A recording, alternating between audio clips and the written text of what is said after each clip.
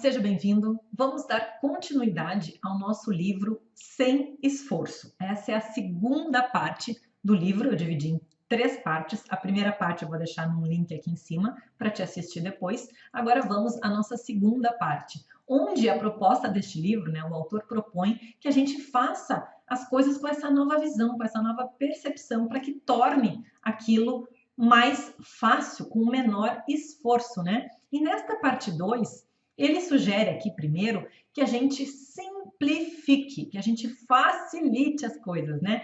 E ele traz um exemplo até da Amazon, que quando começou lá antes dos anos 2000 lá, que começou a questão da compra online, não era tão simples quanto é hoje em apenas um clique. Era um processo mais complicado. Tinham várias etapas para serem concluídas antes de finalizar a compra. E aí, então, o Bezos fez uma reunião ali com a sua equipe e disse o seguinte: nós precisamos facilitar, simplificar este processo de compra para que correr um risco menor das pessoas desistirem no meio do caminho. Porque como antes tinham várias etapas, levavam alguns minutos para a pessoa finalizar aquela compra, algumas desistiam no meio do caminho. Então, na cabeça dele lá de empreendedor, ele pensou: precisamos simplificar isso. Como é que a gente pode tornar esse processo mais simples, mais fácil, para que a pessoa do outro lado tenha essa facilidade e não desista no meio do caminho? Só que se a gente fizer uma retrospectiva agora, falar isso parece muito simples, né? Porque hoje a gente compra de uma forma online de uma forma muito fácil. Só que lá no começo não era assim. Então, quando ele veio com essa ideia inovadora de que a meta era clara, precisamos facilitar. Como é que a gente pode reduzir esse monte de etapa em poucos cliques para que a pessoa em poucos, né, segundos ou até em um minuto faça a conclusão desta compra? Então, esse é o ponto que o autor quer trazer aqui, com essa simplificar. O que eu posso fazer para tornar mais simples, mais fácil os processos, mais fácil as coisas que eu preciso fazer? E ele até coloca aqui, né? O que pode ser simplificado? Como pode ser mais simples essas ações? Quais são os mínimos passos necessários para que eu possa realizar isso, né? E ele dá também aqui um outro exemplo, que é um projeto com o filho dele dos escoteiros, que tinha que preparar uma pasta com um monte de coisa. E aí chegou um momento que aquele projeto ele empacou, porque ele estava ficando tão complicado, tantas coisas que eles não conseguiam agir. Porque ele percebeu que ele estava tornando aquilo muito mais complexo do que era necessário, porque ele estava se baseando no que outras pessoas já estavam fazendo. E aí então ele parou e pensou: quais são os mínimos passos necessários para que eu possa realizar isso? Então, essa é a proposta nessa etapa aqui. Como a gente pode facilitar? Como a gente pode tornar mais simples os nossos processos, as nossas tarefas, né, do dia a dia, aquilo que a gente precisa realizar? Como é que a gente pode tornar isso mais simples e mais fácil, né? Por mais lá que essa questão da compra online, lá no início, hoje parece muito fácil, mas lá no início demandou muito tempo para que fosse criado essa questão de apenas um clique ou então de uma forma mais rápida e fácil de fazer essa compra, né? E aí aqui ele deixa bem claro que deixar reduzir, né, em mínimas atividades, em olhar para esse simplificar, não significa gambiarra ou fazer uma coisa meia boca. É excluir passos desnecessários. Porque para que a gente tenha sucesso em alguma coisa, é preciso que a gente conclua essa coisa, né? Então, é isso que ele traz aqui nessa parte do simplificar. Para que a gente diminua, olhar para isso, como é que eu posso simplificar, diminuir esses tapas, né? Esses tapas não, essas etapas, como é que eu posso tornar isso mais fácil e mais simples de ser realizado para que eu tenha o sucesso, que é a conclusão da tarefa, sem ser de uma forma meia boca, mas de uma forma profissional, de uma forma bonita de ser entregue, de uma forma que tu te orgulhe daquele trabalho que tu fez, mas que seja mais simples, né? Então, essa é a parte que ele traz o simplificar. Depois ele fala sobre progredir. E aí ele fala aqui, a coragem de ser tosco. Dê a chance ao tosco, ao feio, né? Por quê? Porque quando a gente está nesse protótipo, quando a gente está nesse início, a gente tem muito mais facilidade de cair, de levantar, de ajustar, de consertar, reprojetar as coisas. Porque isso muito mais depressa do que se a gente for deixar tudo perfeitinho para aí sim colocar aquilo em jogo, testar aquilo, ver se está funcionando, para ver como é que ficou, né? Então, a ideia aqui do Progredir é que a gente se permita iniciar com um projeto tosco mesmo e ir aperfeiçoando, melhorando ele no caminho. E aí ele traz aqui um exemplo da Pixar, né, que faz os desenhos, e ela diz que um SEO lá, eles justamente tinham um espaço para esse tosco, né? Porque o que acontece? Muitas vezes, né, a gente pensa que aquilo que a gente vê bonito, aquilo que a gente vê rodando, funcionando e produzido, já saiu assim, já está funcionando, a gente entende mal esse processo criativo, né? Que é o extremo oposto disso, para que aquele bonito que a gente viu, muitos feios antes vieram, né? Coisas que não deram certo, que a gente ajustou, para que aquilo ficasse ok. Então, esse CEO disse que tem esses espaços, né? Para o esquisito, para o deformado, para o vulnerável, porque se não tivesse espaço para esse tipo de criação, a gente não teria, por exemplo, o Buzz Lightyear, ele coloca aqui esse exemplo, né? Sem centenas de ideias horríveis, não teria uma ideia genial, porque é esse aperfeiçoar, se permitir começar de uma maneira feia, de uma maneira tosca, e ir melhorando, e ir ajustando, né? Então, e aí esse CEO coloca o seguinte da Pixar, né? Que está configurado para proteger o bebê feio do diretor. Né? Então, passa antes, todo mundo tem a possibilidade nessa cultura de dar as suas ideias, de fazer, aprimorar aquilo para quando aquilo tiver ok, bonito, redondinho, aí sim apresentar para o diretor aquela proposta. E a Pfizer também tem um programa onde ela promove esse tipo de inovação, para que as pessoas tragam as suas ideias que tenha esse espaço para que não seja recriminado, porque nenhuma ideia nasce perfeita. Né? A gente vai ajustando, vai modelando, vai reestruturando aquele projeto. Então, no Progredir é isso, é a gente olhar esse avanço. E aí ele coloca também que para os perfeccionistas isso é muito mais difícil, né? De jogar, de iniciar uma coisa ali que não tá tão bonita, que não tá pronta. Então, os perfeccionistas têm essa dificuldade maior. E aí ele coloca também um outro exemplo que eu achei bem interessante. Que, por exemplo, né, se a gente quer aprender um novo idioma, mas por algum motivo a gente não consegue praticar, porque a gente tem vergonha ou algo assim. Aí ele sugere, né, que foi um exemplo de um amigo dele que é professor de espanhol, que disse o seguinte para os alunos: toda vez, imagina que se tu tens aí um saco com 1000 miçangas, tá? E toda vez que tu errar na conversação com alguém, tu vai tirar uma miçanga de dentro desse saco. Quando tiver com esse saco vazio, tu vai ter dominado o nível 1 daquela língua. Ou seja, então é uma nova forma da gente ver. Porque a gente perde, nesse caso aqui do exemplo, né, da vergonha de falar, porque a gente sabe que vai ter que se colocar em movimento, que errar para poder aprender. Né, que vai falar errado com as pessoas aquele novo idioma que a gente está aprendendo, e quanto mais a gente for exercitando, melhor a gente fica. Então, a gente vai esvaziando aquele nosso saco, né? E aí ele coloca aqui que quanto mais depressa a gente cometer esses erros, mais depressa a gente vai progredir, porque isso não vai nos paralisar. E ele ainda conclui: não há maestria sem erro.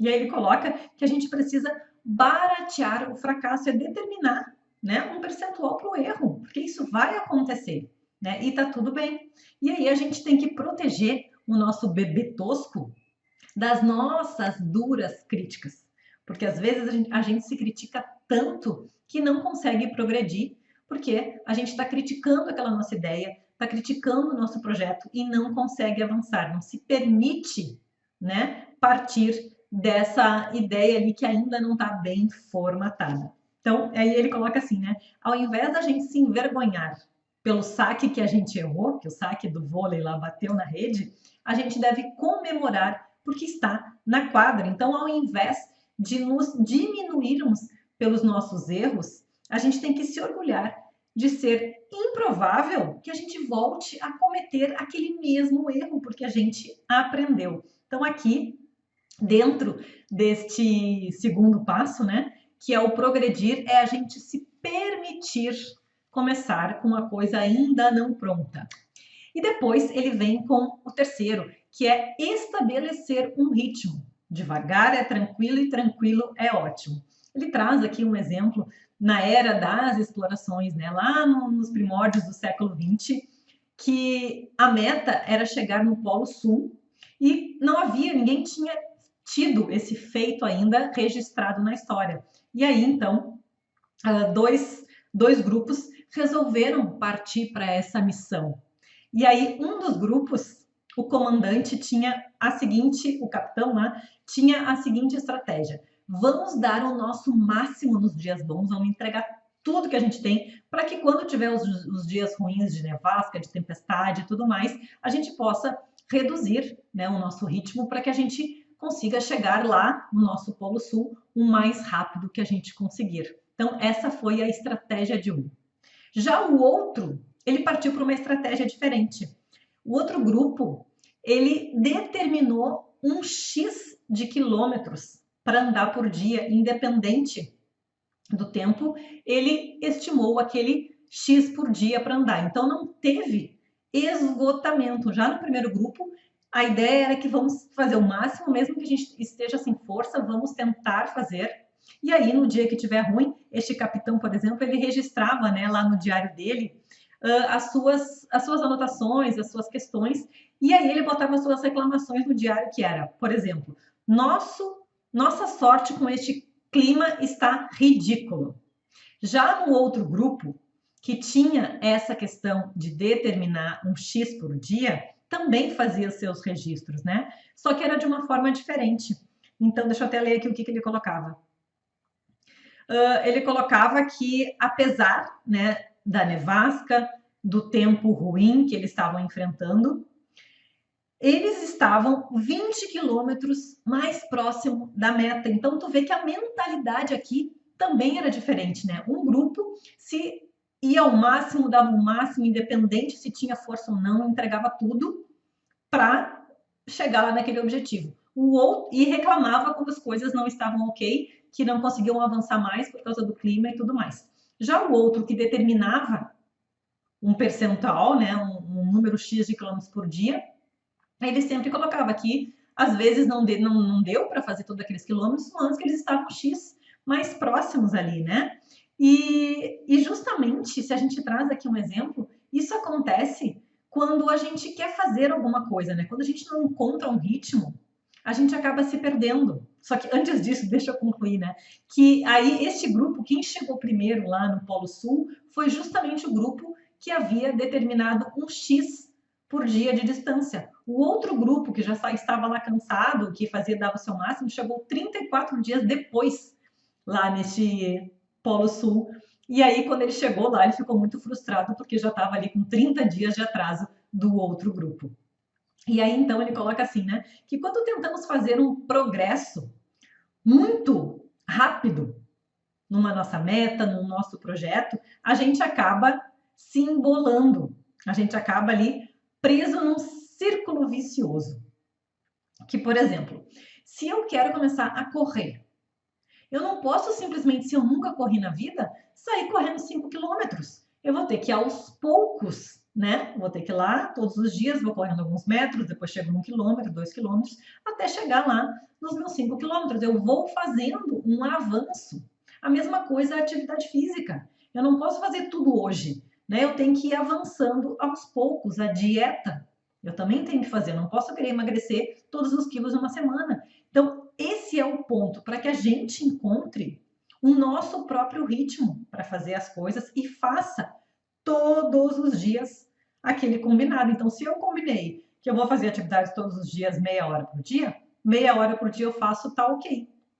Mesmo sobrando energia, eu combinei que é meia hora, né? Porque isso, ele fala também que traz para o nosso cérebro uma questão de realização, de dever cumprido, de que eu consegui, isso também traz mais energia, né? Então, quando as tarefas são tranquilas, estão organizadas, a gente consegue fazer mais, a gente se sente melhor, porque tudo aquilo que a gente programou, a gente conseguiu fazer, a gente não foi à exaustão. Então, esse é o ponto aqui do 3, que é o estabelecer o ritmo. Cada um de nós tem um ritmo, né, para os seus objetivos. Então, pensa lá nos teus objetivos, nas tuas metas e define a tua faixa ideal por dia, né? Define o teu ritmo e não saia dela. Fica nessa definição e não saia. Aí a gente vem para o quarto ponto aqui dessa parte 2, que é o aprender. E aí ele coloca aqui, explore ao máximo o que os outros já sabem. Ele frisa muito nessa parte do aprender que a gente precisa aprender princípios, porque os princípios eles podem ser aplicados repetidamente, eles são universais e atemporais. Quem compreende os princípios pode escolher com sucesso os seus próprios métodos. E aí ele coloca, né, que nem todo o conhecimento tem um valor duradouro. E aí, alguns conhecimentos, né, eles são úteis para determinado período ou para apenas uma vez e depois a gente descarta. Então, por exemplo, às vezes a gente estuda para uma prova, né, decora lá um conteúdo para aquilo e depois a gente nunca mais usa. Ou então a gente viu uma reportagem na TV sobre alguma coisa, depois começou a mexer no celular, já nem lembra mais daquilo ali. Então, quando a gente entende algo profundamente, né, a gente entende o que aconteceu ou como a coisa funciona, a gente pode aplicar este conhecimento repetidamente. E aí ele dá alguns exemplos, né? Então, quando o empreendedor descobre o que os seus clientes realmente querem, ele consegue aplicar este conhecimento em todos os outros produtos e serviços que ele tem para vender, porque ele entendeu o que os clientes querem e ele consegue replicar. Um gestor que aprende a gerenciar uma equipe, a unir uma equipe, a motivar uma equipe, em qualquer lugar que ele vá, numa nova equipe, ele vai conseguir fazer a mesma coisa. A pessoa que entende como toma uma boa decisão, né, o que precisa para tomar uma boa decisão, ela vai tomar boas decisões para sempre. E aí ele complementa, né? Aprender a coisa certa uma vez é um ótimo negócio, um investimento de energia que gera resultados sem esforço várias e várias vezes ao longo do tempo, porque a gente aprendeu com aquilo ali e a gente replica, e isso facilita a nossa vida, né? Ele traz aqui um exemplo de esforço linear e esforço residual. O que seria um esforço linear? É aquele esforço que a gente tem que fazer todos os dias, e no outro dia a gente tem que pensar de novo se vai fazer aquilo ali, porque ele já não é automático para a gente, né?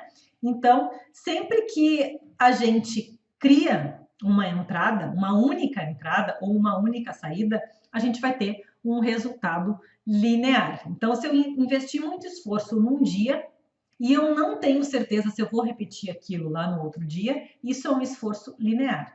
Por exemplo, se eu decidir que vou fazer que quero fazer atividade física 1 hora por dia, hoje, e amanhã eu vou ter que pensar de novo se eu vou fazer, isso é um esforço linear, porque ele não está automatizado, eu vou ter que pensar se eu faço ou não, né? Deixa eu ver o que mais que ele botou aqui. Ele botou também aqui, ó, a empresária que só gera dinheiro quando está lá trabalhando ativamente, ela tem um modelo de negócios linear, ou seja, se ela não estiver ali ativamente, o resultado não acontece. Então, esses são os exemplos que ele traz de resultado linear. Todos os dias eu tenho que fazer a mesma coisa, porque isso não está automatizado. Eu tenho que pensar se vou fazer ou não. E aí ele traz, né, e sugere, então, que existe uma forma alternativa muito melhor, que é este resultado residual, onde a gente investe esforço uma vez e recebe os benefícios várias e várias vezes, né? Porque os resultados continuam sendo colhidos. E aí ele coloca aqui o exemplo, né? O escritor que ele escreveu o livro uma única vez, ele vai continuar recebendo sempre royalties daquele livro até a eternidade, né? E aí, depois que ele não estiver mais aí, os familiares, os filhos vão continuar recebendo aqueles royalties enquanto os livros forem vendidos. Um estudante que aprende princípios e consegue aplicar esse entendimento de várias maneiras na sua vida, também tem um resultado residual. Ele não decorou apenas uma matéria, ele entendeu e consegue aplicar isso em várias coisas na vida, né? A pessoa que toma uma única decisão de se exercitar todos os dias, ela também tem esse resultado residual, porque ela não precisa pensar se vai amanhã. Ela tomou uma única decisão que foi: vou me exercitar todos os dias. Ponto, já está tomada, não tem mais que ficar pensando naquilo. Então, a pessoa que faz algo todo dia por hábito, sem pensar e sem esforço, se beneficia da ação residual. Quando você cria um hábito, uma vez ele servirá a você a vida inteira. Então, ele sugere aqui: automatize algo uma vez e esqueça, porque vai continuar funcionando perpetuamente. Então, esse é, né, a sugestão dele, para que a gente automatize os nossos hábitos, as nossas coisas, para que a gente não fique pensando, a gente tomou a decisão uma única vez, que a gente siga. Se eu decidir me exercitar, que seja todo dia. Se eu decidir ler 3 páginas de livro por dia, todos os dias eu vou lá ler 3 páginas, entende? Então, essa aqui é a sugestão dele nesta parte 2. Então, resumindo o que a gente viu aqui nesta parte 2. Primeiro, simplificar. Como eu posso tornar mais simples essas ações? Quais são os mínimos passos necessários para que eu possa realizar isso? Progredir. A coragem de ser tosco, né? Como é que eu posso fazer aqui o mínimo para ir testando, para ir ajustando, para modelando aquele meu projeto, aquele objetivo ali que eu tenho, para que eu possa entrar em ação logo e aprimorar aquilo que eu estou fazendo. Depois a gente vem com um ritmo, né? Para a gente encontrar o nosso próprio ritmo, estabelecer um ritmo para que a gente consiga ter essa consistência de fazer sempre aquilo que a gente se comprometeu. Depois, a gente aprender. Uma vez que a gente aprende os princípios, a gente consegue replicar aquela informação, aquele conhecimento em várias outras coisas. Então, também, né, quando a gente toma uma única decisão e depois não precisa mais se preocupar com aquilo que já tomou a decisão, é só sair aplicando, a gente também está tornando sem esforço e entrando neste resultado residual, ou seja, eu não preciso mais ficar pensando que os resultados vão acontecendo porque esse hábito já se tornou automático e eu vou colhendo os frutos disso. Então era isso aqui nesta parte 2 do livro e a gente volta com a parte 3 para finalizar todo este livro que eu particularmente gostei muito e eu acredito que a gente pode aplicar essas sugestões dele aqui dentro da nossa vida, dentro do nosso negócio, e a gente pode ter excelentes resultados. Beijos e até a nossa parte 3.